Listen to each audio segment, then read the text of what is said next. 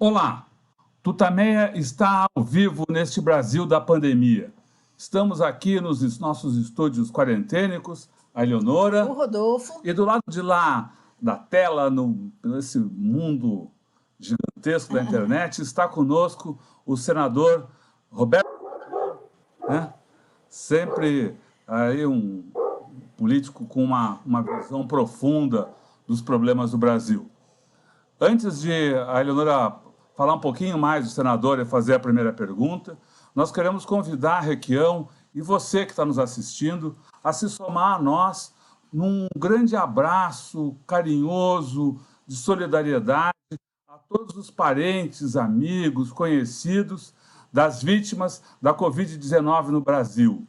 São vítimas de um vírus, mas são principalmente vítimas de uma ação criminosa do governo federal que acabou fazendo com que o Brasil chegasse a esse absurdo de ser aí o segundo país do mundo em mortes, né? O terceiro do mundo em número de casos, exatamente por causa do desprezo que o governo federal mostrou à vida, à ciência, à medicina e ao Brasil.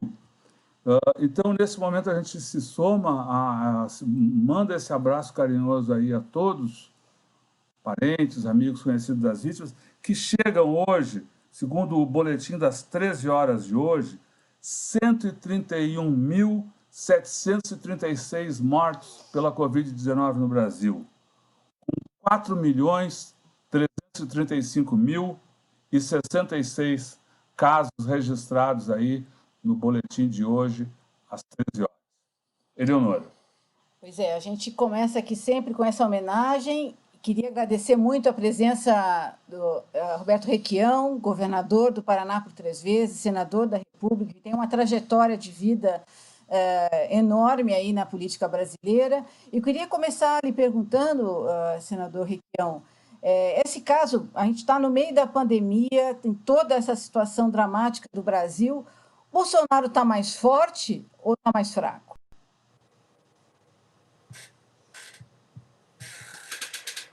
Comigo, Eleonora? Vai lá. A avaliação geral da situação, Bolsonaro está mais forte, está mais fraco? O Bolsonaro, Eleonora, ele cresceu com o auxílio emergencial. O Bolsa Família dava R$ 150 para cada pessoa. O auxílio emergencial chegou a 600, é 4 vezes mais. Então, ele se apropria, de certa forma, do eleitorado mais afastado das questões políticas e econômicas, que foi do Lula, com as políticas compensatórias, e passa a ser dele agora. Ele está atacando aquela base mais ou menos irracional do ponto de vista político que elegeu o Lula. Você sabe que o eleitorado que elegeu o Bolsonaro foi o mesmo que elegeu o Lula, que elegeu o Collor, que elegeu o Fernando Henrique, né? E essas eleições sempre surgiram com a decepção com os governos anteriores. Não foi uma coisa ideológica, foi um jogo de mobilização pela decepção. Posteriormente veio o jogo geopolítico dos Estados Unidos, a destruição da imagem dos políticos, a participação brutal, violenta da Globo, desmoralizando tudo. E todo mundo sabe hoje que a própria Lava Jato foi uma jogada contra a corrupção, sim, era endêmica no Brasil, tem que ser combatida sempre, tem que ser combatida hoje, mas ela acabou se dirigindo do ponto de vista da desorganização das empresas brasileiras. E se o Lula, lá atrás, tivesse entregado o pré-sal para os americanos, não tinha havido Lava-Jato nem nada disso, que é uma jogada que se repete no mundo, como se repetiu essa política de trabalhar com a decepção, não propondo nada, com o Beppe Grillo na Itália, com o Erdogan na Turquia, com o Trump nos Estados Unidos e o Bolsonaro no Brasil. Então, esta guerra híbrida, essa manipulação com suporte nos meios de comunicação e com apoio num judiciário que tem uma tendência muito clara de ir para a direita, perdeu a perspectiva da identificação com o nosso povo, com a nossa gente, sem esse sentido de pátria, que, aliás, Eleonora, você sabe que esse sentido existia até na direitona fascista do golpe militar no Brasil. O Geisel era um nacionalista, O Geisel defendeu a Petrobras, a Vale do Rio Doce, criou a Escola de Engenharia do Exército. Era autoritário, nacionalista. Portanto, nós podíamos classificá-lo como fascista, né? O autoritário nacionalista se aproxima mais do modelo fascista. Mas no peito do Geisel batia um coração brasileiro. Isso não existe mais. O Bolsonaro não tem a menor ideia do que seja pátria, do que seja nação, do que seja processo civilizatório do país. E os generais que o estão apoiando, com pijama, sem pijama, são generais despidos de qualquer amor pelo Brasil e identidade com o nosso povo. Então, nós estamos num momento muito ruim. E a gente verifica com clareza que, ao lado disso tudo, ao lado da adesão da Lava Jato, do Sérgio Moro, aos interesses norte-americanos, há também um espírito de corpo, uma tentativa de jogar como instância máxima da autoridade judicial do Brasil, atropelando o Supremo Tribunal, atropelando STJ, atropelando o judiciário de uma forma geral e fazendo valer a sua ponderação maior no processo de julgamento da luta contra a corrupção. Mas eles se comportaram de uma forma absolutamente corrompida também. E eu, Eleonora, eu cometi um erro. Eu fui o relator da lei de abuso de poder. E, em determinado momento, eu mantive a prerrogativa do Ministério Público tomar a iniciativa das punições de abuso, podendo a parte privada entrar se eles, em um determinado tempo, não tivessem tomado providência. Foi um erro. Alguns ministros do Supremo me advertiram disso. Mas eu não queria uma guerra contra o Ministério Público, porque eu já tinha travado lá atrás uma guerra a favor do Ministério Público. O meu gabinete era o gabinete de apoio da Ellen Grace, que saiu do Ministério Público e acabou ministra e presidente do Supremo Tribunal. Então, eu fiz uma espécie de um voto de confiança neles. Eles vão pensar na seriedade da justiça brasileira contra a corrupção? Não. Eles utilizaram como instrumento dos interesses geopolíticos dos Estados Unidos e dos interesses da corporação. E o corporativismo, Eleonora, é a face coletiva do individualismo. É o egoísmo, o individualismo. Então, foi um erro. Eu acho que nós temos que corrigir essa lei mais cedo ou mais tarde, entregando a iniciativa para a sociedade civil. Senador, o senhor falou que o Bolsonaro não tem a menor ideia do que seja pátria. Você poderia explicar por que o senhor faz essa afirmação? Com base em que o senhor faz essa afirmação? Bom, o Bolsonaro, lá atrás, ele já quis matar o Fernando Henrique quando ele estava vendendo a Vale do Rio Doce. Ele queria fuzilar a direita brasileira no governo do Fernando Henrique. Ele é um oportunista. Eu fui senador 2 vezes. Eu não convivi com o Bolsonaro, mas eu vivi no mesmo ambiente. Ninguém dava importância para esse tenente, porque ele é tenentinho. Ele foi elevado à condição de capitão quando se reformou. E ele se reformou para não ser expulso do Exército. Foi a proposta que lhe fizeram diante daquelas barbaridades que ele se envolveu lá atrás. Então, o Bolsonaro não tem nada com isso, ele não tem formação política, ele não tem formação ideológica. Ele é um tenente do Exército. E como diz o Mourão, aos tenentes não se exige nada que implique em raciocínio maior e em posições tomadas com inteligência. A afirmação não é minha, é do Mourão. Mourão, vocês sabem quem é, né? Sim. Aquele rapaz que fez um debate com o Ciro Gomes na CNN, simpático, objetivo, e depois o Ciro, com alguns números e uma certa agilidade verbal que ele tem, simplesmente pulverizou o Mourão. Senador, o senhor, nessa sua fala, resposta inicial, tocou em vários pontos que eu acho que a gente podia desenvolver, que o senhor poderia desenvolver mais. A questão dos militares, que o senhor colocou aí. Esse é um governo tutelado pelos militares, os militares enveredaram para essa linha entreguista, contrária ao que o senhor falou do Ernesto Geisel. Qual é o limite, enfim, desse apoio militar ao Bolsonaro? Ele é total e integral? Os militares do Brasil não estão apoiando o Bolsonaro. Alguns de pijama e sem pijama, o generalato está fechado com isso, com um veso, uma tendência corporativa. São 400 mil homens no Exército Brasileiro, na Marinha e na Aeronáutica. Eu simplesmente não acredito que nós tenhamos 400 mil entreguistas. Esses oficiais não têm sentimento de pátria mais. Eu, inclusive, em determinado momento, eu achei que podiam ser de direita, mas patriotas, como foi o Geisel. O general Heleno me impressionou quando ele se opôs, por exemplo, à Raposa Serra do Sol. Me parecia, aquele momento, a mim e ao meu amigo Carlos Lessa, que faleceu outro dia, quando nós discutíamos isso, que realmente a forma como foi colocada inicialmente aquela reserva, ela transformava aquele povo Yanomami numa nação. Uma nação com território e povo, e podia, de um momento para outro, vender aquela terra, as riquezas naturais, e o Brasil perderia uma parte do seu território. Então, me parecia que, neste caso, não faltava ao Heleno alguma razão. E, olha, não estou colocando nenhuma razão contra os índios, até porque eu tenho esse sangue correndo nas minhas veias, e a minha mulher é neta de uma índia lá da região do Rio Grande do Sul. Então, nada disso me impressiona.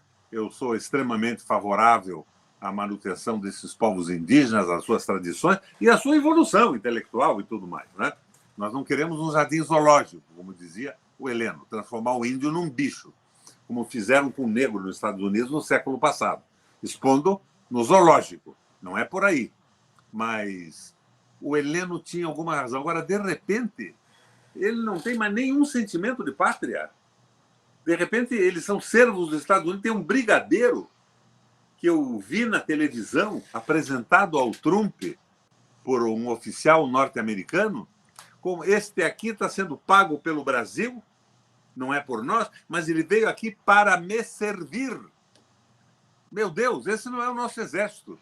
E veja, quem fala com você desta forma e tem esse sentimento terrível é um ex-aluno do CPUR. Aspeof Cave Roberto Requião. Eu sou da reserva. Hoje, menos reserva, com quase 80 anos, né? Aliás, eu tenho 80 anos incompletos. Mas acho que ainda tenho, por tradição familiar, uns 40 anos de vida útil para contribuir muito com o meu país.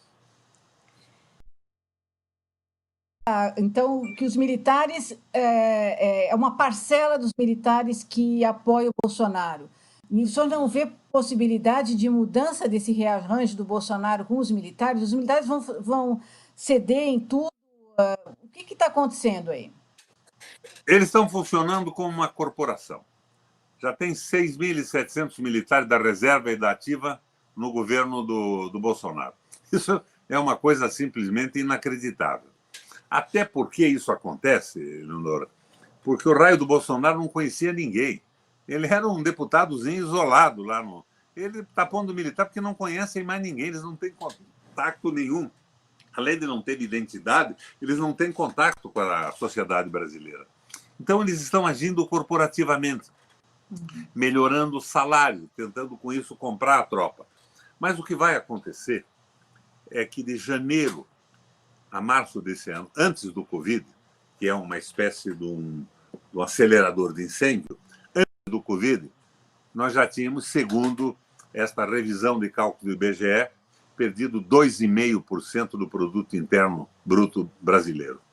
Aqui no Paraná, já tem grupos de pessoas desesperadas assaltando caminhões frigoríficos para se apropriar de frangos, para poder se alimentar. Então, é evidente que o Covid acelerou um pouco esse processo, mas esse processo basicamente é devido à política estúpida do Guedes, esse liberalismo que faliu no mundo inteiro. E o povo brasileiro que conheceu o Getúlio Vargas e a nossa consolidação das leis do trabalho, que conheceu a evolução do Ocidente em relação a direitos de trabalhadores, das mulheres e tudo mais. E isso tudo se incorporou à nossa legislação e se incorporou na cabeça das pessoas como direito adquirido. Quando a crise apertar mais, não vão se conformar em se submeter a esta canalha que acabou com a CLT. Eu acho que tinha que ser modificada a CLT, mas jamais destruída, porque a sociedade evolui, né? Para alegrar um pouco o pessoal mais à esquerda aí, nós temos a quinta unidade da dialética, que é a constante mutação dos fatores. E isso implicaria necessariamente a revisão da legislação, porque as próprias relações de trabalho estão sendo revistas. Mas o que acontece no mundo inteiro em relação a isso?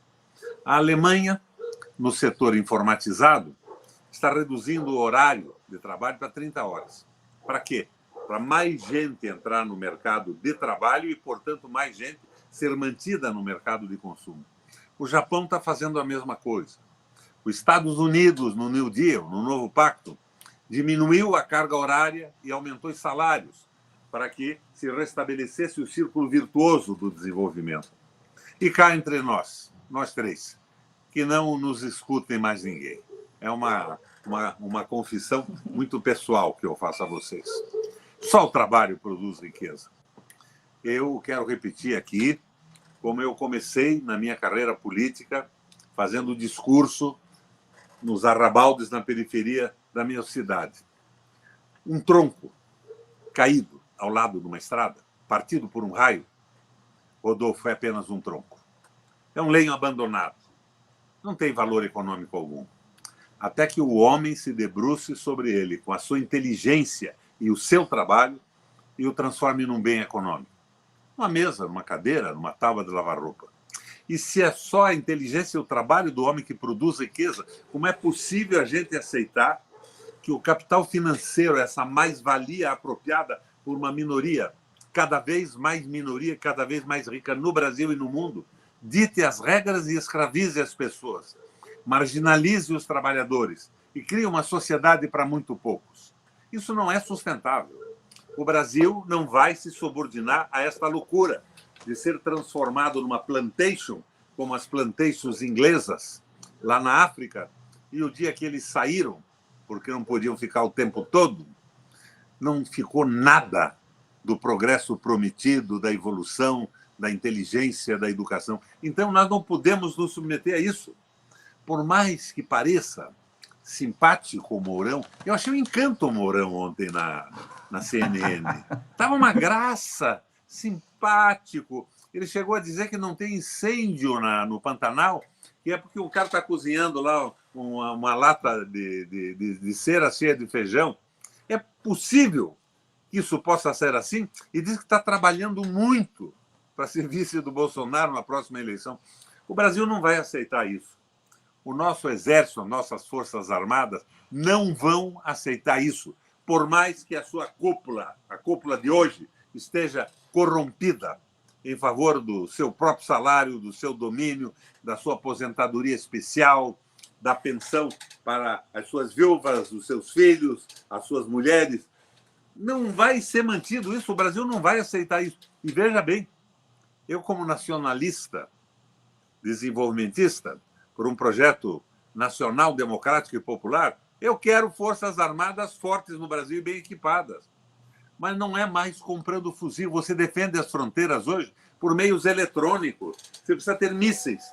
Sabem vocês dois que o Brasil está proibido pelos Estados Unidos, pelos acordos, de produzir míssil além de um certo alcance?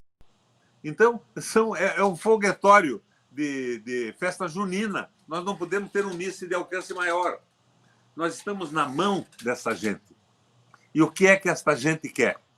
Quer controlar a geração de energia do nosso país e do mundo. Essa acusação quem faz não sou eu, Leonora. É o Jimmy Carter, numa carta que escreveu ao Trump. E eles investiram, nos últimos 30 anos, nas últimas décadas, 300 trilhões de dólares nas suas forças armadas. Esqueceram da tecnologia das indústrias, esqueceram da saúde pública, esqueceram de cuidar da ascensão social que os americanos tinham durante um determinado tempo. O capital americano sai dos Estados Unidos, vai para a China, porque cá entre nós, a China não tinha proteção alguma ao trabalho. A China tinha, há 30, 40 anos atrás, 1980, uma relação medieval de trabalho. Mas os chineses foram se apropriando da tecnologia, introduzindo nos seus projetos industriais. Robotização, tecnologia de ponta no processo industrial, começaram a construir novas cidades. A Rota da Seda, que é um novo plano Marshall na região toda, não derrubaram governo nenhum, e os Estados Unidos estavam aí. Derrubaram o Lula, ou melhor, o lulismo, a Dilma, derrubaram governos de países importantíssimos no Oriente Médio, que provocou o êxodo de populações desesperadas que não têm como trabalhar, não têm como ter renda, não têm como comer. Tudo isso para controlar o mundo. E não é mais a Guerra Fria. Porque a Rússia, depois da Glasnost, que era o degelo, e a Perestroika, que é a reconstrução, do Gorbachev, não é mais um país comunista.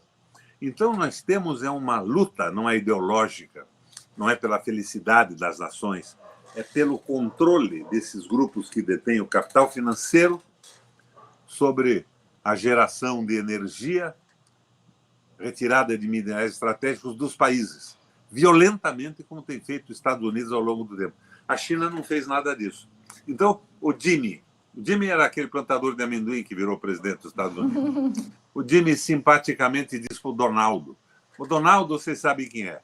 Deve ser primo do Pato Dono, que por acaso, como chegou a presidente da República, o Bolsonaro aqui, ele chegou lá nos Estados Unidos. Diz a ele que ele tem razão em ter medo da China, porque os Estados Unidos regrediram do ponto de vista social, do ponto de vista tecnológico. E até o raio do exército russo hoje tem controle de mísseis muito mais rápidos que os americanos. Isso não me encanta. Eu não estou dizendo para você que nós temos que escolher um lado, que é o que está acontecendo no Brasil hoje. Nós temos que ter um projeto nacional, um projeto de país que atenda à nossa evolução civilizatória, confirmada de tempos em tempos com as necessárias eleições diretas e gerais no Brasil, e temos que respeitar os interesses desses países todos, mas não nos filiarmos a bloco algum. Lembra do Geisel? Os Estados Unidos deu uma prensa nele, ele assinou um acordo nuclear com a Alemanha e mandou os Estados Unidos a puta que o pariu. Sabe que não tem mais um general de verdade no Brasil? Não tem. Hoje, aparentemente, não tem nenhum. Tem o simpático Mourão, dizendo que um camponês assando uma codorna no meio do mato é registrado como um incêndio florestal. Isso é brincadeira. Então, o que eu acho é o seguinte, nós estamos chegando a um limite. E, por isso, nós precisamos ter projeto. Projeto, Rodolfo. Projeto que feche o Brasil. Que não seja um projeto como eu e a Eleonora provavelmente gostaríamos, mas que seja um projeto do ponto de vista aristotélico, eficiente, um ato meio. Não seja o ato de covardia da frente ampla que incorpora a canalha toda que jogou o país nessa merda que nós estamos e que nos submete ao capital financeiro. Mas que não seja um projeto ousado demais, que mesmo que na crise a gente chegue ao poder, a gente não se sustente. Então, na linha do Guerreiro Ramos, temos que restabelecer a soberania.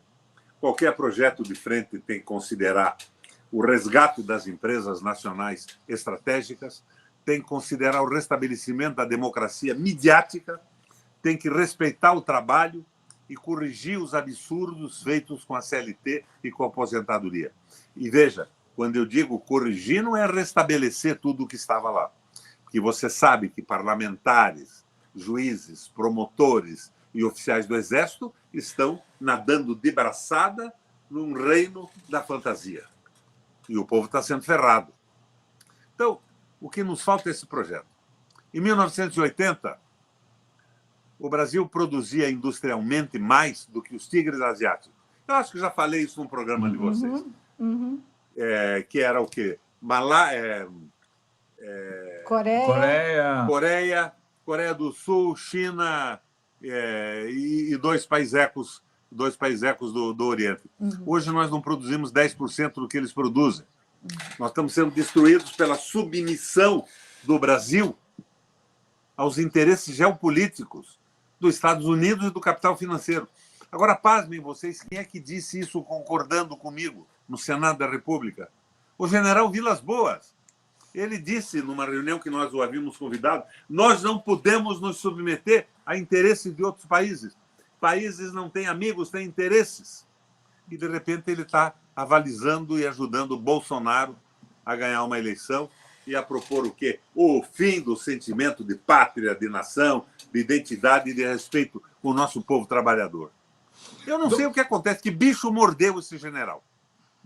O que o senhor está dizendo diferentemente, o Bolsonaro diz que as relações com os Estados Unidos são relações comerciais em que os interesses do Brasil são respeitados. O que o senhor está dizendo é que as relações de Bolsonaro com os Estados Unidos são relações de subserviência, de suzerania. É isso? Eu estou dizendo a você que as relações do Bolsonaro com o Trump, o Donald Trump, são relações que tinham que ser examinadas pelo Freud e não politicamente. É alguma loucura sexual que a gente não identifica com facilidade. Porque os próprios Estados Unidos estão submetidos ao domínio do capital financeiro. Eu não falo mais em imperialismo americano. O capital financeiro avança, destrói países da noite para o dia. Os americanos, nos últimos 30 anos, perderam permeabilidade social, perderam tecnologia, o povo ficou mais pobre. Famílias de nível universitário não conseguiram mais pagar a educação universitária dos seus filhos. A saúde se transformou numa loucura total. Ninguém consegue pagar isso. Na fronteira, o pessoal desesperadamente atravessa a fronteira, não do México para os Estados Unidos, mas dos Estados Unidos para o México, para consultar um dentista, porque não pode pagar isso dentro dos Estados Unidos. Então, é um sistema que deu errado. A coisa não é só má fé, é muita burrice. Muita burrice. Senador, o senhor falou agora de um ponto importante, que é a questão do projeto nacional, que tanto se escreve, tanto se fala, é tão difícil. Esse projeto já teve muitas variantes aí na história. E aí, nessa discussão, entra sempre o papel da burguesia, das empresas, da elite, não sei como o senhor quer chamar. Essa elite, essas empresas são aliadas do Bolsonaro. É possível ter um projeto nacional dentro do capitalismo que não considere as elites, as empresas, nessa formulação? Eu não tenho dúvida disso, porque elas são aliadas do Bolsonaro agora que elas não viram ainda onde elas vão parar. Com a permissão de venda de terra, os tais produtores do agronegócio vão desaparecer e vão ser substituídos por fundos de pensão e grandes capitais exploradores. E isto vale para os dois blocos, Rússia, China e Estados Unidos e os outros. Eu fui numa reunião na Embaixada da China, e o embaixador disse que tinha muito interesse em investir em terra no Nordeste. Eu perguntei para quê? Não, nós queremos plantar cana, porque nós queremos substituir uma parte do petróleo por álcool para diminuir a poluição. Vá para o diabo que eu carregue. Plantar cana não vai trazer um emprego para o Brasil. Não nos interessa nada isso na mão de vocês. Então, não é esse tipo de parceria que nós queremos. Agora, temos que respeitá-lo. Agora, eles têm 1,5 bilhão de habitantes. Eles têm que cuidar do interesse deles. E nós temos que cuidar do nosso. Respeitar a todos, mas, fundamentalmente, defender um projeto nacional. E o projeto nacional não tem que ter muita firula, não. O projeto nacional é o resgate das empresas públicas, é a devolução da valorização do trabalho, é a criação de emprego, a democratização da comunicação e daí, restabelecido esse espaço democrático, cada partido vai formulando internamente as suas ideias. Uns serão mais parecidos comigo e com você, outros com o seu marido. E isso será submetido ao crivo periódico do voto popular. Nós não vamos conseguir, e tem que ser a moda do Guerreiro Ramos. Tem que se devolver ao país a possibilidade de construir o seu processo civilizatório como vinha acontecendo. Nós estamos regredindo, não é o século passado. Nós estamos regredindo a uma economia primária. A semi-escravização, isso é uma loucura. Então, com essa liberdade, vamos começar a pensar no que fazemos. Eu, por exemplo, Leonor, eu já disse a você, eu sou trineto do lugar-tenente do Frei Caneca da Revolução Federalista. Eu sou neto do fundador do primeiro Partido Socialista do Brasil, Partido Operário, fundado em Curitiba, São Paulo, Rio de Janeiro e Rio Grande do Sul. E meu pai era militante e meu avô era militante. E esse Partido Socialista não era comunista. Por quê? Porque ele foi fundado no dia seguinte da proclamação da República e não existiam ideias comunistas. O Marx não circulava. Ele já existia, mas não circulava na crítica ao capitalismo que ele faz. Era Bentham, Davi Ricardo, Adam Smith e os fabianos, os socialistas fabianos, europeus e russos. Então, nós temos que avançar com a experiência dos outros povos. Como é que a Alemanha saiu da crise e gerou a brutalidade do Hitler? Intervenção pesada do Estado. Cortaram os lucros do financiamento da dívida pública da noite para o dia para quase zero. E os grandes empresários disseram: meu Deus, o que vai ser de nós agora? Então, nós fizemos com algumas empresas alemãs um projeto de reconstrução e construção da infraestrutura. Se vocês investirem nessas empresas, o Estado alemão garante para vocês 4 ou 4,5% de lucro ao ano. Senão, esse dinheiro de vocês vai virar pó, porque ele não é conversível no mundo, como não é o real hoje, e vocês vão virar pó. Eles entraram nesse jogo e a Alemanha recuperou a capacidade de pleno emprego em 6 meses. Lá atrás, em 1923, com Schacht, Horace Greeley e Armand Schacht, eles já tinham inventado uma paridade do marco com uma cesta de cereais. Depois virou ouro e dólar, mas bem na frente. E acabaram numa semana com o processo inflacionário. Foi o plano cruzado aqui, que esse pessoal copiou do Schacht, mas depois não sustentou o projeto de crescimento do país. Depois se acadelaram, pura e simplesmente. Então, nós temos o crescimento americano, redução de carga horária, aumento do salário mínimo por lei, para mais gente trabalhar, mais gente ganhar e rodar a economia. Pesados investimentos estatais em portos, usinas hidrelétricas, hospitais, escolas, retomando o desenvolvimento. São exemplos. O exemplo da China hoje, então, diz: a China é o Estado capitalista. Isso diz de manhã, de tarde diz que é comunista. A China tem um plano nacional muito rígido, mas ela delegou a operação para grupos, cooperativas e grupos privados. Mas são absolutamente controlados. Não existe essa possibilidade de livre mercado contra o interesse do país. Como está existindo agora com arroz. Você sabe que nós produzimos muito mais arroz do que comemos? Mas com o dólar a 5,50, 5,60, para alguns países virou uma sopa no mel, comprar arroz a preços mínimos. E eles vendem para ficar com o dólar e aumenta o preço no mercado interno. Enquanto isso, o MST está vendendo aí produção do seu arroz orgânico a 5,50. Aqui em casa, só comemos arroz do MST. Isso. Recomendo a vocês, de primeiríssima Aqui qualidade. também. Arborizado ainda. Aqui em São Paulo eles comercializam por meio do Armazém do Campo, aí, que também tem em várias cidades do Brasil, né, levando a produção da reforma agrária para a população. Mas eu queria entrar num outro tema aqui, senador: direitos humanos. Hoje foi a sessão de abertura do Conselho de Direitos Humanos das Nações Unidas. E a Michelle Bachelet, ex-presidente do Chile, ela que fez o discurso de abertura, e no seu relatório ela denunciou mais uma vez a situação dos direitos humanos no Brasil. Denunciou que havia relatos de violência no campo, despejos de comunidades sem terra, ataques a jornalistas e a defensores de direitos humanos. Pelo menos 10 assassinatos de defensores de direitos humanos neste ano. E a erosão dos órgãos independentes de consulta e participação popular. Qual é a sua avaliação desse quadro traçado pela Michelle Bachelet? Tudo isso é verdadeiro, mas ela esqueceu de dizer que ela, como presidente da República, sustentou a previdência montada pelo Milton Friedman com o Pinochet e avalizada pelo Guedes, que trabalhava por lá.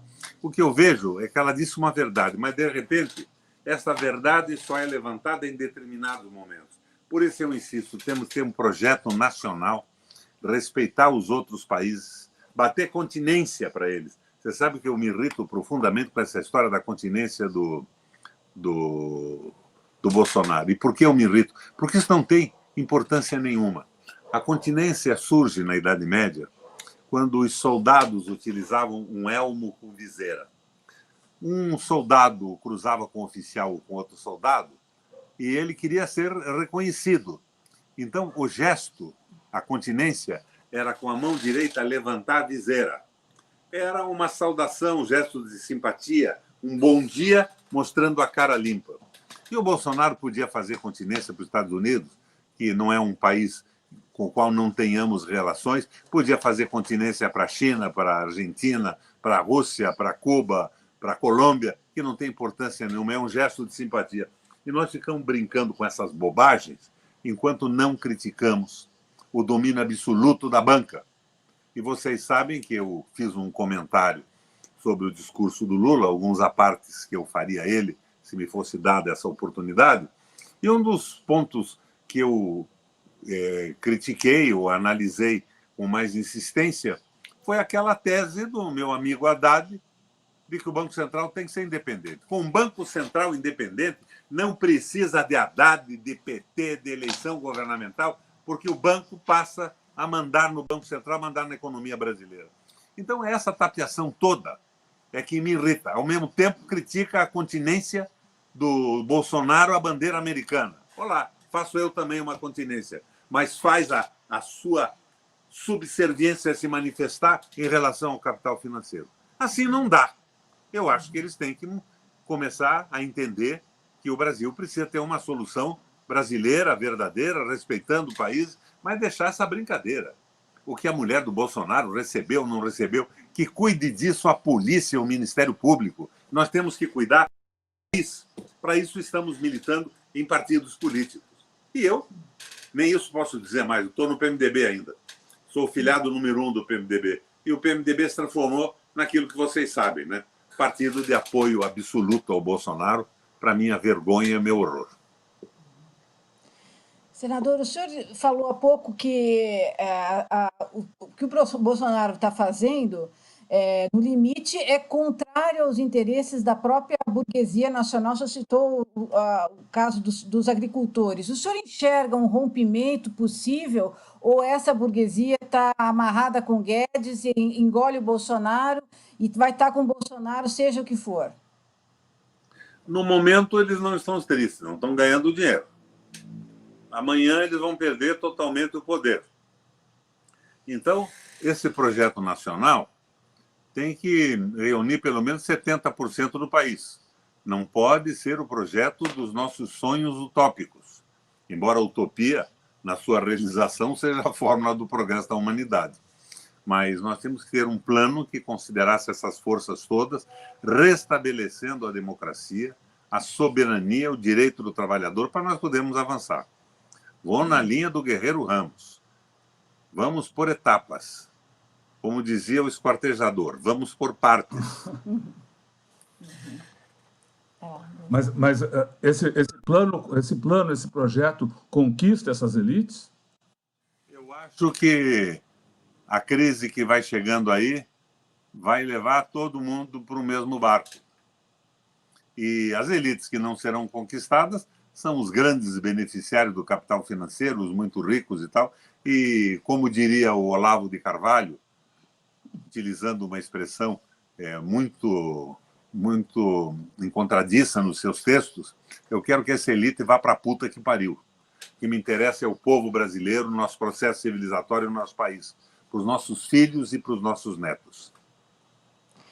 Senador, eu queria que o senhor comentasse um pouco a sua visão da oposição. A gente teve, nesse primeiro período do Bolsonaro, vários momentos. No início do ano, cresceu o movimento aí do Fora Bolsonaro, a pandemia trouxe de volta a questão do impeachment, mas hoje parece que o Bolsonaro está, até por conta do auxílio emergencial, como o senhor falou no início, nadando de braçada.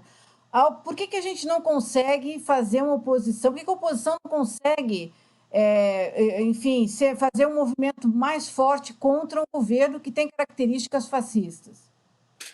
Porque a oposição é uma convivência de capelas. Capela, aqui no Paraná, é um aglomerado de bugios, é o coletivo de bugios. Os bugios se reúnem numa capela. E quando os bugios brigam na capela, eles têm o costume de jogar as próprias fezes uns nos outros. Esta oposição está pensando eleitoralmente. Eles estão, de repente, acenando para o mercado financeiro, acenando para a imprensa, fazem saudações incríveis. Meu Deus, a Globo deu um espaço para o fulano dizer bom dia para o Brasil inteiro. A Globo é uma maravilha. Saúdam com entusiasmo aquele menino lá, o Rodrigo Maia, presidente da Câmara, o nosso companheiro Rodrigo Maia. O PCdoB elogiou e participou da eleição do Rodrigo Maia. Daí, no dia seguinte, o Rodrigo Maia manda a carteira verde e amarelo para o plenário. Rodrigo Maia, numa aliança clara com o Guedes, não gosta do Bolsonaro, ele gostaria de ser presidente no lugar do Bolsonaro. Ele fica imaginando, porra, esse Bolsonaro, com a minha vida, a minha formação, sou filho do César, esse cara podia ser motorista lá em casa, não presidente da República. E esse cara não pode ser considerado na nossa frente. Então tem que acabar com essa perspectiva eleitoral, essa visão limitada. Nós tínhamos que ter um candidato único a presidente da República, um projeto nacional de restabelecimento da soberania, da democracia, do respeito ao trabalho. Claro, moderado, aristotelicamente, o ato eficiente e o ato meio, sem o extremo da covardia, que é a frente ampla, ou o extremo da temeridade, que é o avanço que não se pode sustentar depois. E avançar com a opinião pública. Nós não temos formação de opinião pública. Você veja, o PT não se incomodou com isso. Eu digo o PT, não por estar me opondo ao PT, mas porque foi governo. Nós tínhamos que formar quadros médios, o pessoal tinha que saber o que está acontecendo no país e no mundo. Não. A coisa foi tão precária que, de repente, o auxílio emergencial conquista a base eleitoral do Lula. Com os nossos erros, nós temos que aprender. O tio do seu marido, que era barbudo como ele, disse certa feita, aos nossos erros chamamos de experiência. Você é neto do Karl Marx com essa barba. Mas, senador, o senhor faz uma crítica aí às oposições, dizendo que elas só pensam eleitoralmente. Essa é uma crítica que aparece... Mas essa é uma crítica que aparece muito quando se fala da ação das oposições no Brasil. No entanto, elas não precisam pensar em eleições. O sistema, no Brasil, a conquista do poder é por meio das eleições. Essas eleições agora não têm nada a ver com ideologia, são eleições municipais completamente desapegadas das questões nacionais. E as oposições têm que pensar na eleição de 22, se houver eleição, e tem que ter um projeto que abranja, que contenha 70% da opinião pública brasileira. E um candidato único. Que candidato? Que se me dá? Pode ser o Ciro, pode ser o Haddad, pode ser o Dino, pode ser o Lula, desde que o projeto resolva esse impasse que nós estamos vivendo com essa direita e o capital financeiro comandando o Brasil. Daí, nesse espaço de democratização restabelecida, restituída ou instituída, se vocês preferirem, nós vamos ver os partidos discutirem as suas propostas. Por exemplo, quem é que criou a Previdência Pública? Parece incrível, ninguém sabe isso. A Previdência Pública foi imaginada pelo Bismarck na reunificação da Alemanha. Ele tinha tido notícias de alguns livros e algumas ideias do Johann Fichte, que já tinha morrido naquela época, que dizia o seguinte: a nobreza foi destruída pela burguesia porque a nobreza tinha direitos hereditários. E a burguesia foi crescendo fora dos muros das cidades e aumentando em número e em poder econômico. Em determinado momento eles disseram: nós não admitimos mais esses caras mandando no nosso mundo, nos nossos países, enquanto que nós é que estamos trabalhando, temos mais esforço e temos mais recurso. Derrubaram a burguesia e consagraram a propriedade privada. Até a Constituição francesa veio com isso, a Constituição americana, a sagração da propriedade privada. Então, o que dizia o Fichte? Johann Fichte. A burguesia derrubou a nobreza, que se baseava no currículo familiar. E o que acontece na Alemanha hoje e no mundo? A burguesia está explorando o trabalhador. O trabalhador só tem a sua força de trabalho para sustentá-lo. Quando ele fica velho, quando a sua força de trabalho estiola, ele não tem como se sustentar enquanto o burguês tem o seu patrimônio, as suas propriedades, a renda do seu dinheiro. Então, acontece que os trabalhadores são um número extraordinariamente superior aos burgueses. Eles vão se levantar e vão derrotar essa revolução burguesa, como a burguesia derrotou a nobreza. O Fichte diz o seguinte: não, aqui na Alemanha eu não quero que isso aconteça. Então ele cria a previdência pública com a participação do patrão e do empregado, para que o sujeito, quando chegasse no fim da vida e não tivesse um capital maravilhoso ou propriedades incríveis, pudesse sobreviver com uma aposentadoria sustentada pelo seu trabalho, pelo seu patrão e pelo Estado alemão. Querem acabar com isso agora. E dizem que isso é coisa de comunista.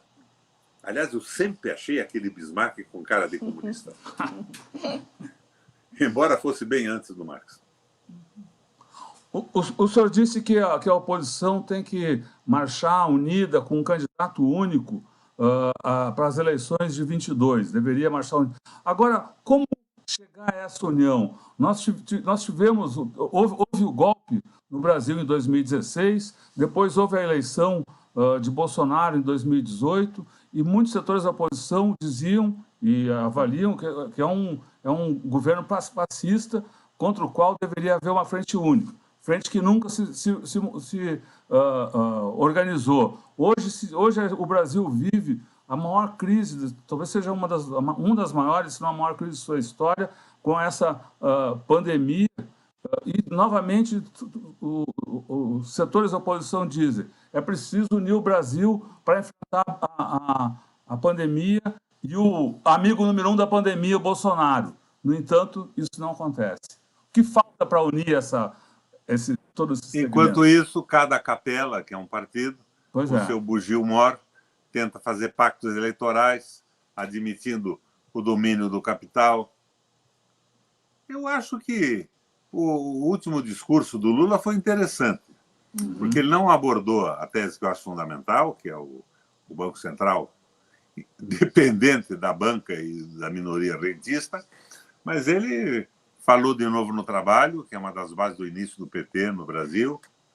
Foi uma evolução sensível. Eu gostei do discurso, mas eu deixei claro que, para mim, não é suficiente isso. Mas também não estou querendo a radicalização que não é sustentada e inviabiliza qualquer governo que suceda a esta loucura bolsonarista e liberal. É esse o problema básico.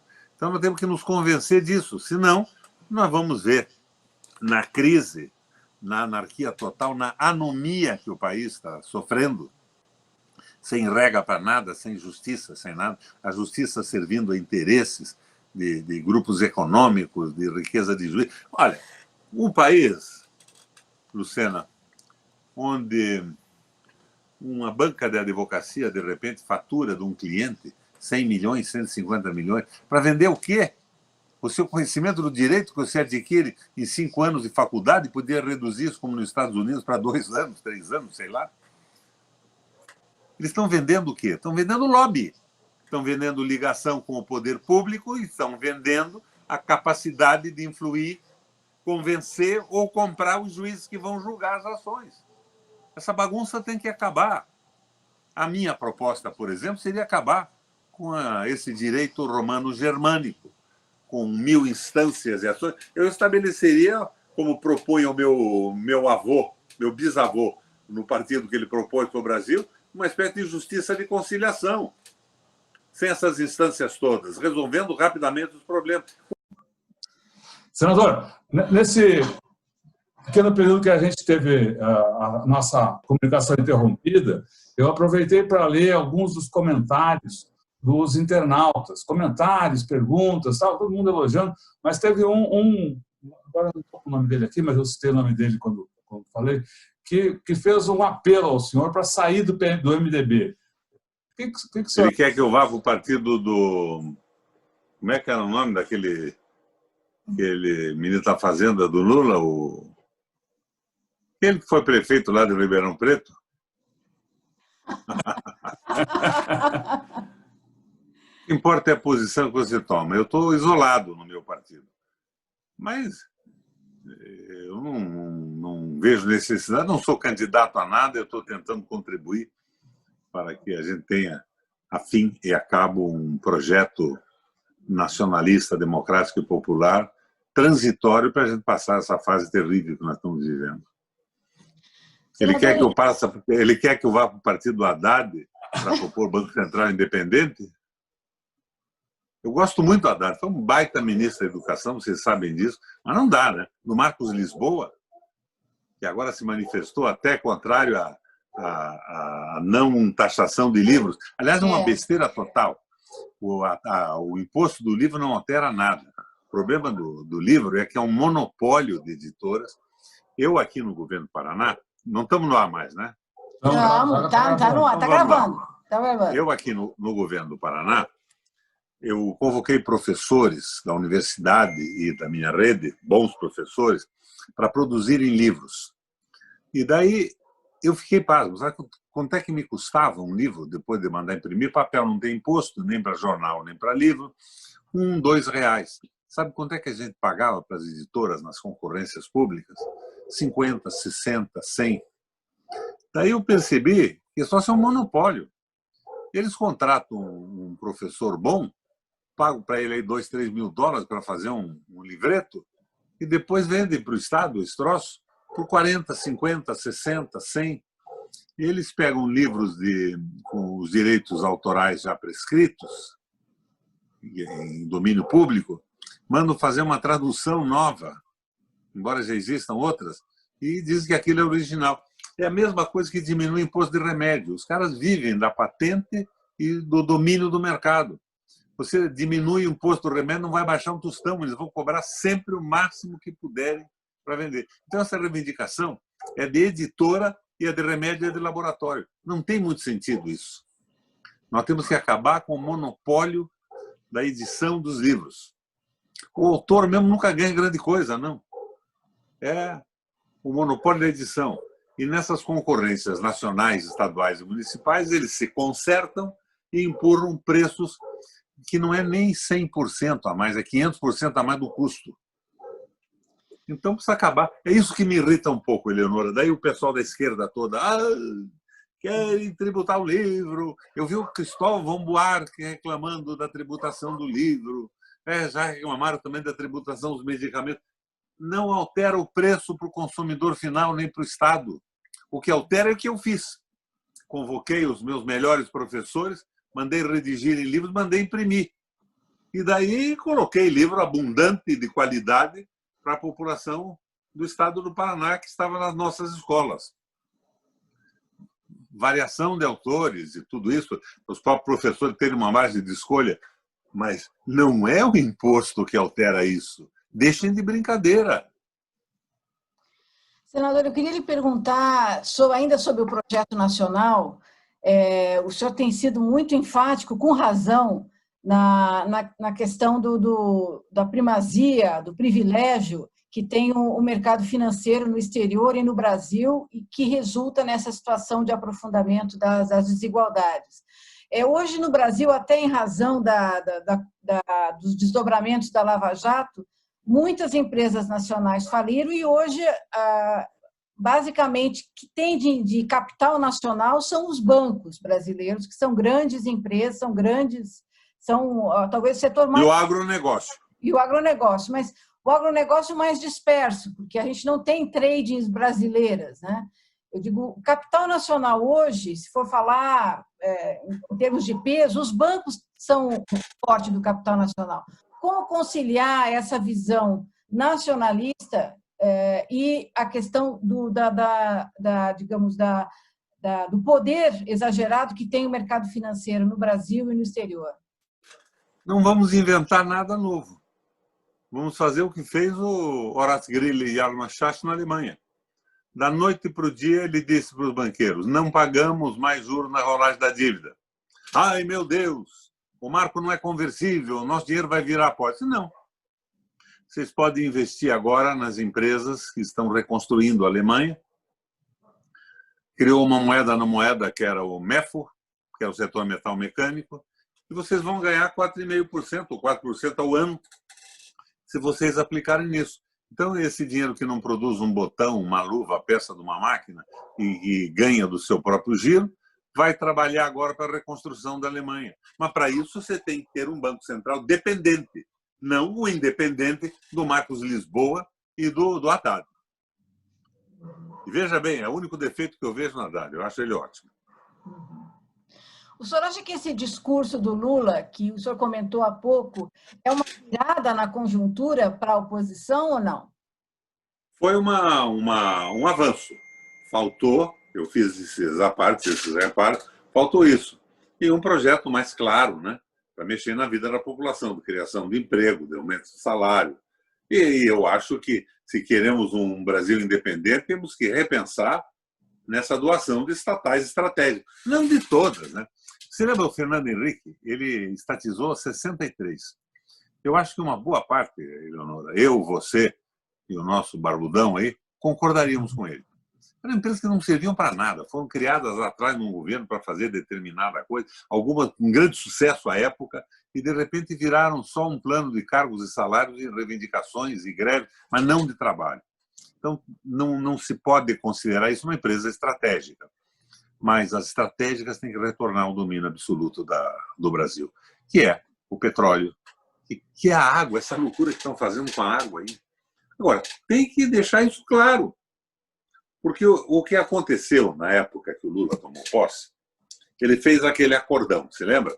Eu denunciei a CC5, que era a Carta Circular número 5, que autorizava não residentes do Brasil mandarem dinheiro para fora, sem limite. E acabou sendo residentes também. Mas isso veio depois das privatizações do Fernando Henrique. Então, a minha convicção daltoniana é a seguinte: foi o dinheiro da corrupção, da venda das empresas públicas, que foi mandado para fora. E fizeram aquela CC5 para isso. A CC5 não autorizou o Banco do Brasil nem a Caixa Econômica. Foi o Banco do Estado do Paraná, que estava sob o governo desse moralista famoso aí, o Álvaro Dias. E, olha, começou bem na política, estragou na capação. Hoje está na extrema-direita, votando venda da água, votando o projeto que autoriza a Petrobras vender excedente de petróleo sem licitação. É uma loucura total. Mas foi isso que acabou com a possibilidade dessas conquistas. O pretexto era o seguinte: nós não conseguimos governar sem o apoio do PSDB. O Fernando Henrique tinha assinado o consenso de Washington. Então, qual era o acordo? Nós não mexemos mais no destino da remessa desse dinheiro nos Estados Unidos. O Márcio Tomás Bauer mandou buscar o delegado lá nos Estados Unidos, trouxe de volta, mas nós vamos ter o apoio do PSDB no Congresso Nacional. E daí, a única oposição que surgiu nesse período novo fui eu, que nunca concordei com o Meirelles, com o Joaquim Levy, nem atualmente com Guedes e tudo isso. Foi o processo de domínio do capital financeiro sobre a economia brasileira. Não houve um projeto de recuperação industrial, de crescimento e tudo isso. Mas houve troços extraordinários. O Lula se identificava com o trabalhador, sabia o que era o sofrimento do salário mínimo, de faltar comida no fim do mês. E vieram as políticas compensatórias. Políticas compensatórias, Eleonora, que já tinham sido aconselhadas pelo Fundo Monetário Internacional. Então, veja, mas eu acho que de tudo isso que sobrou, é que o povo brasileiro subiu um degrau na sociedade e não vai se conformar mais em ser semi-escravizado no trabalho e tudo mais. Foi um período positivo para a história brasileira. Agora, eu quero que isso se recoloque, mas com precauções que não foram tomadas. Portanto, me pergunto, quero ser amigo do Lula? Sou, bastante. Você vota no Lula? Eu voto num programa, não voto no Lula. Se for o programa do consenso nacional, o programa da recuperação do país, da retomada dos caminhos civilizatórios, voto. Por que não?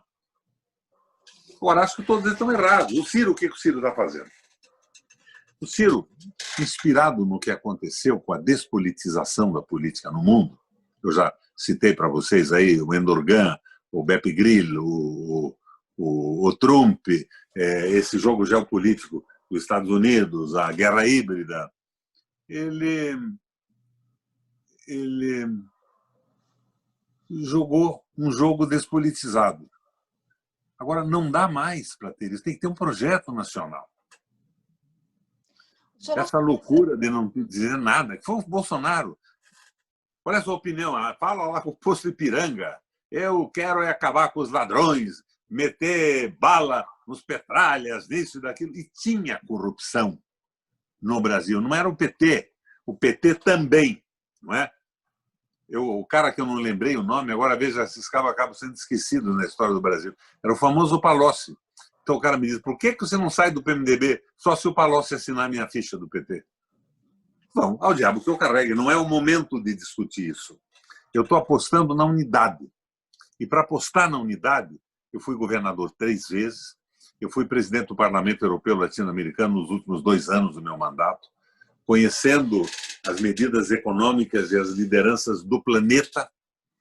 E eu quero colaborar sem me preocupar com candidatura pessoal para poder fazer o que eu estou fazendo com vocês. Quando eu vi que a ameaça não era ameaça ao PT, era ameaça ao Brasil, eu coloquei a minha candidatura em jogo. Eu perdi a eleição aqui porque eu fui confundido com o PT e o PT era confundido com a corrupção, o que não é verdade. Agora, eu não me incomodei com o mandato, eu me incomodo com o que eu posso fazer na política. Eu entrei na política sonhando em ajudar a mudar o mundo, o meu município, o meu estado, o país. Então, eu não preciso de mandato para isso. Nós não estamos conversando aqui agora, eu não tenho mandato algum, nem vocês dois têm.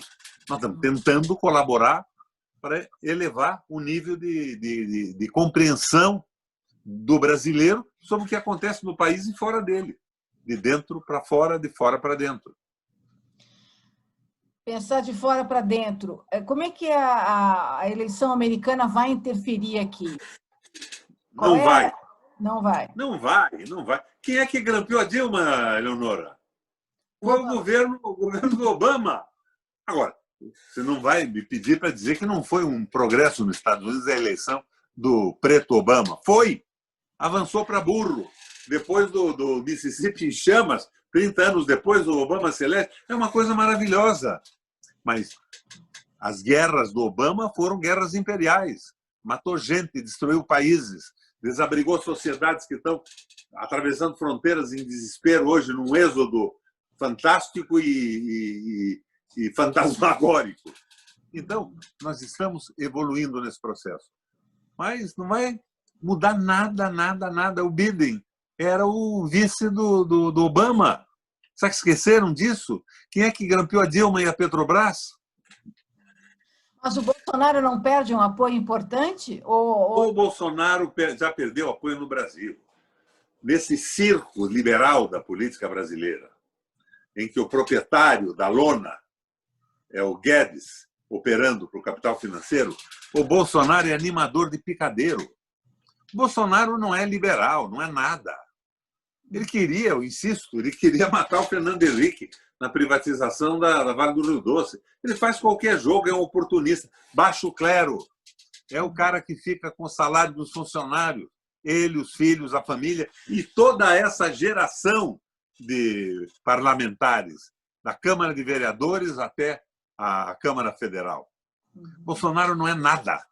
Nada, nada, nada. E vai acabar, porque ele foi um acidente de percurso. Ele foi um efeito colateral e ninguém suporta mais. Os milionários não suportam mais o Bolsonaro, as suas boçalidades. O Rodrigo Maia, lá o Nhonhô, dizendo por que não eu, que fui educado pelo César Maia em boas escolas e tudo. Não, mas as pesquisas então, estão o Bolsonaro vai ser defenestrado. Mas a minha preocupação é com a política que ele está executando, não com ele. Mas o Bolsonaro vai ser defenestrado? Será que dá para imaginar isso? Ele crescendo com apoio popular, como o senhor começou dizendo, a entrevista dizendo que esse apoio é resultante do auxílio emergencial. Você já não viu o que a Globo fez com ele? Mesmo crescendo e tudo isso, não tem mais o interesse dessa representação do capital financeiro e dos interesses geopolíticos norte-americanos. E esse auxílio emergencial foi cortado pela metade. Quer dizer, E no fim do ano não vai ter mais, porque o projeto liberal da economia não sustenta esse benefício, a não ser que aumentassem a tributação sobre as grandes fortunas, sobre os lucros de capital, que só são liberados no Brasil, na Estônia e no mundo. E por que, explica melhor como vai ser defenestrado? O que significa essa... Significa que ele cai do governo com impeachment, sem impeachment. Ele não é tolerado pela burguesia brasileira. Ele está tentando fazer um Beppe Grillo, se identificar com o lumpesinato. E não vai poder sustentar economicamente essas esperanças. Ele será uma frustração para a população. Então, a minha preocupação é que nessa frustração surja um projeto para o Brasil, para nós, para dentro, ou ficamos na mão de ditadores. Eu não suporto mais dizer que o Bolsonaro é fascista. O fascista é autoritário e nacionalista. O Bolsonaro não é porra nenhuma. O Bolsonaro é um equívoco, é um efeito colateral desse processo de desmoralização da política, da internet, da Globo e de tudo mais. Leonora, eu ia ser, segundo as pesquisas de opinião, o senador mais bem votado do Brasil na proporção dos eleitores do seu estado, 5 dias antes da eleição.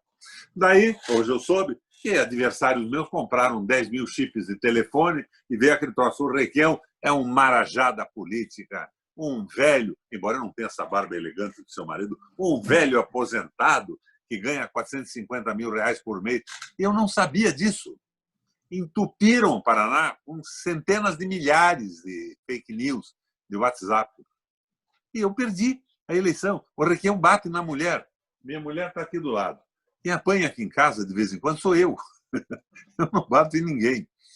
Mas me desmoralizaram de uma forma pesada e eu perdi a eleição. Então, é a manipulação desse jogo. Por que era importante tirar o Requião? Você lembra que o tal do Requião na presidência da Frente de Soberania foi quem, de acordo com seus pares, Patrus Ananias, grande companheiro, inclusive criou a Frente, que mandou uma carta para todas as embaixadas acreditadas no Brasil, dizendo que as suas empresas e os seus países estavam comprando, empresas públicas brasileiras, estavam comprando de quem não tinha autoridade para vender. Estavam comprando mercadoria roubada. E que mercadoria roubada é crime de receptação. Que mais cedo ou mais tarde eles teriam que devolver, sem indenização, porque já tinham sido avisados que não deviam ter comprado. Bom, eles não me toleravam, jogaram pesado em cima de mim. Vamos tirar o Requião da política, o velho Requião está gagá, está com mal de Alzheimer. Mas eu estou aqui com o meu Alzheimer e vocês dois conversando na internet sobre o Brasil. Quer dizer, sem mandato. A sua derrota é fruto de uma ação norte-americana também? É fruto de uma ação dos interesses norte-americanos, sem dúvida alguma. Que ousadia mandar uma carta para a embaixada americana e dizer que eles iam ter que devolver tudo que roubaram, considerando roubo essas compras do Temer, essa loucura que está acontecendo aí. Então, eu fui um alvo preferencial, mas não fui só eu. Foram outros candidatos a senador que estavam considerados pelos institutos eleitos e que perderam na reta final. Lindbergh, a Vanessa Graziotin. A própria Dilma. Lindbergh, Vanessa Graziotin, o próprio Fogaça lá no Rio Grande do Sul, a Dilma em Minas Gerais. Agora, é uma bobagem, porque não me tiraram a voz. Estou fazendo 10 vezes mais política do que eu fazia no Senado, que tinha aqueles compromissos burocráticos, aquela coisa toda. Quer dizer que graças, inclusive, a vocês. Quer dizer que o senhor não vê enraizamento do Bolsonaro na cidade? Não. Ele vai começar a perder não vejo enraizamento do Bolsonaro. Não há bem que sempre dure, nem mal que nunca se acabe. Quando eu disputei a eleição aqui para o Senado, para o governo do Estado com Álvaro Dias, que tinha sido meu companheiro lá atrás, Sim, que teve trabalharam juntos. Um bom começo na política brasileira, o Álvaro saiu completamente liquidado. Ele tinha mandado bater em professor, aquela coisa toda. Mas logo depois, ele foi candidato ao Senado e fez 4,5 milhões de votos no Paraná. Essas coisas não são definitivas. E a Lava Jato está sendo desmoralizada. Não tem um professor de direito no Brasil que, indagado, não te diga que a Lava Jato foi um instrumento para derrubar uma visão ideológica de nacionalismo, de democracia, de tudo. Agora, erros e corrupção tinha. Eu não vou dizer a vocês que uma parte desses vagabundos que foram atingidos pela Lava Jato não são ladrões, mas eles fizeram acordos com os empresários, acordos de leniência, soltaram esses caras para condenar e acusar inocentes. Eu não consigo imaginar, porque conheço bem, o Lula, presidente da 7ª potência industrial do Brasil, vendendo a sua alma por uma merda num apartamento numa praia de Santos que eu não queria frequentar. E olha, eu não sou de muito luxo, viu? Não tem cabimento isso. Não tem. A história da fazenda lá do sítio, o Lula estava indo para a Bahia, ele nem sabia que existia aquilo que os amigos tinham comprado. E os amigos fazem isso sempre. Comigo aconteceu isso, só que eu estava mais esperto que o Lula. Eu cortei pela base essas doações súbitas, esses troços. Mas não tem nada, é uma desproporção absoluta. O Lula é o bandido. O Lula tem quantos aviões a jato, quantos iates, quantas casas em Paris, apartamentos em Paris, em Andorra, na Inglaterra. Não tem cabimento isso. Agora, erro a gente chama de experiência e não repete. Por isso que eu não peço nem essa história do PT tem que fazer autocrítica. Autocrítica porra nenhuma. Quem faz autocrítica é o devoto para o padre no confessionário pedindo perdão a Deus. O político chama os erros de experiência e não comete outra vez. Porque o PT é a única base partidária no Brasil capaz de alavancar uma mudança, uma estupidez. Eu acho uma besteira o que o Ciro faz. O Ciro foi ministro do PT, eu não fui. Eu era oposição à política econômica do governo que o Ciro participava. Agora, eu estou enxergando a importância da mudança no Brasil e a importância dessa força política organizada. E não acredito que o auxílio emergencial vá manter sobre coleira esse eleitorado lulista das políticas compensatórias. Como é que era o nome daquele troço lá? Bolsa Família. Bolsa Família, grita a minha mulher aqui. Maristela, vem aqui dizer para eles que é você que manda aqui, que eu sou o sofredor. Porque na internet eu batia na mulher, eu fazia, ai meu Deus do céu. E era um aposentado de 450 mil reais por mês. Bom, hein? Bom, você falou do auxílio emergencial. Ele já está reduzido à metade e, de acordo com o projeto atual, termina em dezembro. O que acontece, então? Acontece que, se nós não tivermos uma proposta de unidade nacional, nós vamos continuar na briga de bugio de candidatos à presidência.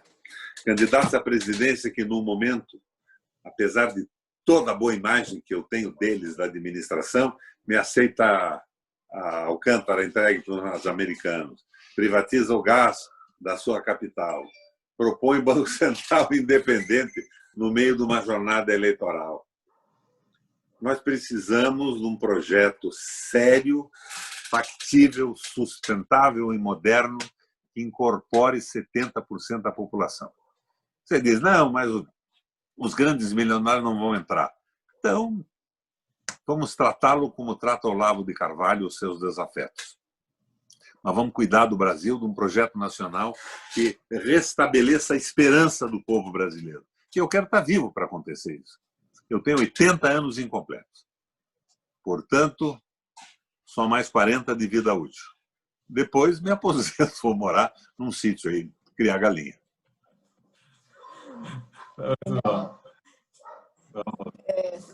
Não, acho que, senador, a gente queria pedir para o senhor dar a sua mensagem aqui para os nossos internautas, sua avaliação. A minha mensagem é a mensagem do meu velho amigo Carlos Lessa, nacionalista de esquerda, O Brasil é maravilhoso, o nosso povo é maravilhoso, inteligente, criativo, tem todas as condições de se destacar no mundo. Povo sem guerras de fronteira, apesar daquela barbaridade que foi a Guerra do Paraguai, um assassinato em massa de um povo com interesses que não eram interesses legítimos do Brasil. Mas nós temos toda a condição de evoluir. E esse momento Bolsonaro é um minuto na nossa história. Daqui a pouco a gente vai ver, com tristeza ou com alegria por ter acabado, um governo onde tinha general que dizia que a Terra era plana, o outro que dizia que os incêndios não eram incêndios, eram um amazônico cozinhando um feijão numa lata de cera. Essas barbaridades vão provocar o riso da gente. Hoje provocam o ridículo diante do mundo. Então, eu acho que nós vamos sair disso. Agora, seria possível sair no fim desta crise, começo do ano que vem, por lá, se tivéssemos uma proposta unitária pensando no Brasil. Então, convido a esses bugios todos a deixar as suas vaidades de lado, sentarem para construir. E não tem muita sofisticação, não. Eu vejo o Ciro tem ideias magníficas, às vezes, nas explanações dele, dados interessantes e tal. Não é por aí. Isso também não convence ninguém. O que tem convencido é o ódio àqueles que frustraram a população. Nós precisamos de uma proposta enxuta que restabeleça a democracia, a liberdade de imprensa, os direitos do trabalhador e a soberania nacional. Simples assim. E daí, no restabelecimento da democracia ou na democracia restabelecida, os partidos vão começar a se unir e colocar suas próprias, ou não, ou colocar suas próprias propostas. Mas o momento é o momento da união nacional. E essa união nacional pode ser feita, mas não pode ser feita por capelas onde bugios disputam com os seus supostos adversários o alcance da merda própria que lançam. Muito bem. Senador, muito obrigado pela entrevista e agradecer também a todo mundo. Você não ficou chateado comigo de eu ter revelado teu parentesco com o cara?